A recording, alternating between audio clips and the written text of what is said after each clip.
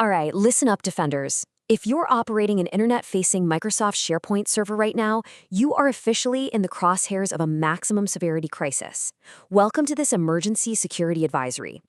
I'm your host, and today we're issuing a Code Ninja intelligence brief on a zero-click, unauthenticated remote code execution vulnerability. We call this one CVE 2026-5052.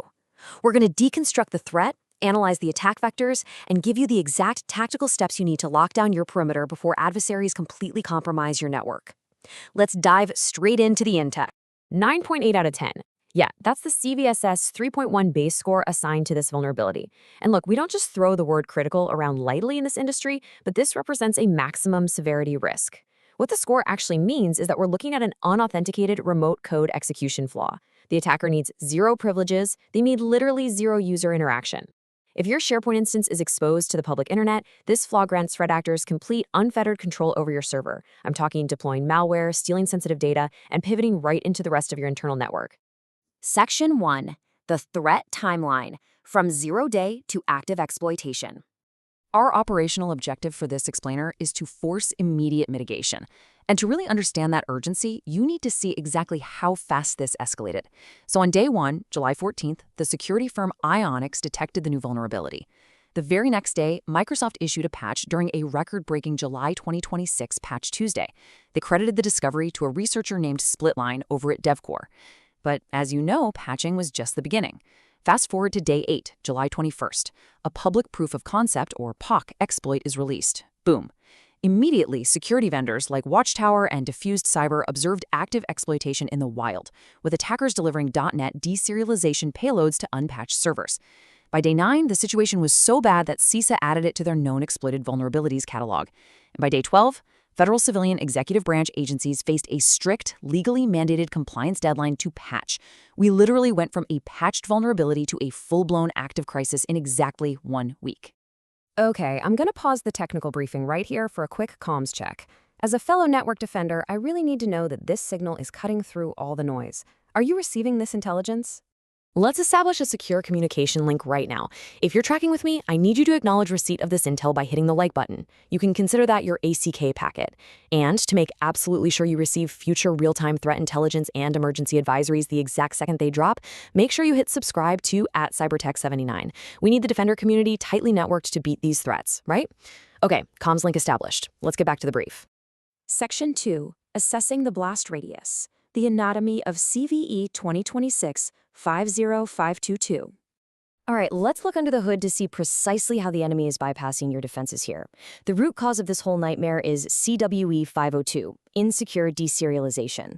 Simply put, Microsoft Office SharePoint has this processing pipeline that accepts data from the outside. Because of this flaw, attacker-controlled serialized objects are being blindly loaded and executed server-side.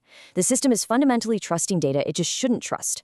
And here's the kicker. Because the vulnerability triggers on a pre-authentication endpoint, specifically a SharePoint sign-in endpoint, the attacker needs absolutely no credentials to drop their payload. Zero. It's a clean, remote execution path straight into the heart of your infrastructure.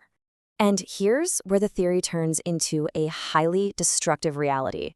Just look at this quote from the threat hunting team at Watchtower.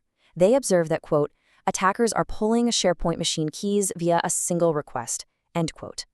Guys, this is an absolutely crucial point that changes our entire defense strategy. Threat actors aren't just running code. They are explicitly targeting your Internet Information Services, or IIS, machine keys. Once they steal those keys, they have persistent access to your environment. Even if you reboot, even if you try to lock down the ports later, it doesn't matter. They already have the keys to the kingdom.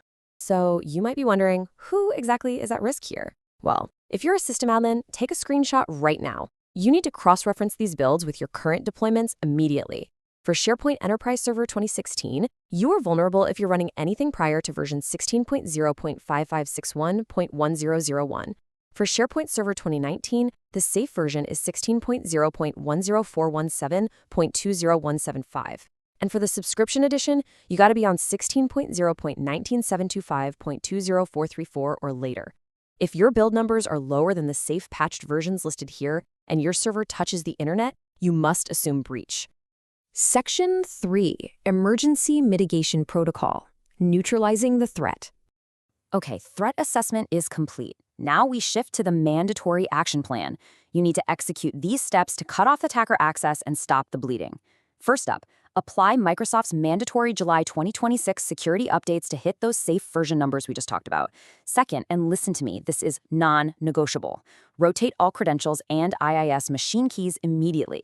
Third, if you cannot patch this very second, you must restrict perimeter network access to your SharePoint instances. Block all unauthenticated inbound connections from the public internet right at your firewall. And finally, you can't just patch and walk away. You've got to actively hunt for compromise in your SharePoint server logs. Monitor for any anomalous deserialization activity and any unexpected child processes spawning from your web server. I really want to reiterate this warning because it is the absolute most critical takeaway from this entire intelligence brief. Patching is insufficient. Because those IIS machine keys can be pulled in a single, unauthenticated request, simply updating the software leaves your environment fully compromised if you were exposed during the exploit window between July 14th and today. Think about it. If you patch the software but leave stolen keys active, the adversary will just walk right back in through the front door. Rotate those keys. Section 4. The Code and Sign-Off. Coordinated Vulnerability Disclosure. I want to step back briefly to explain the imperative behind this urgent advisory. This quote right here really encapsulates the core tenet of the White Hat Code. Users need to know to protect their systems. We expose these technical details impartially, completely stripping away the vendor spin so that the defender community can close the gaps before adversaries weaponize them further. Security through obscurity? Yeah, that's a failed model. When a 9.8 critical zero-click vulnerability hits the wire, rapid information sharing is literally the only way we maintain the integrity of our infrastructure. You have the intelligence now. The execution is up to you. Execute your patching, rotate your keys, and audit your logs. But I want you to ask yourself this. If an adversary pulled your IIS machine keys a week ago, would your current logging setup even alert you to the breach? Seriously, think about it. I'll see you on the next intelligence drop. Until then, stay secure.